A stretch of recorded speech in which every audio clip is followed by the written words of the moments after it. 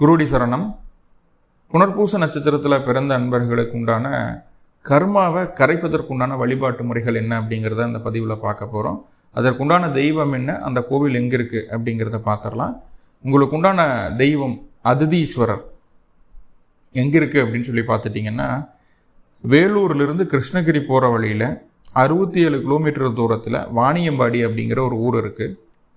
வாணியம்பாடியிலேருந்து ஒரு 3 கிலோமீட்டர் போனோம் அப்படின்னா பழைய வாணியம்பாடி அப்படிங்கிற ஒரு ஊரில் அதிதீஸ்வரர் கோவில் இருக்குது. இதுதான் உங்களுடைய கர்மாவை கரைக்கிறதுக்குண்டான கோவிலும் தெய்வமும்.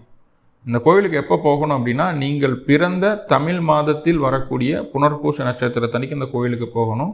கோயிலுக்கு போகக்கூடிய நேரத்தில் உங்களுடைய வயது எத்தனையோ அத்தனை நல்லெண்ணெய் தீபங்கள் போட்டு வழிபாடு பண்ணணும். இதை ரெகுலராக செய்துட்டு வாங்க. வருடம் கண்டிப்பாக உங்கள் வாழ்க்கையில் மிகப்பெரிய மாற்றம் உண்டாகும்.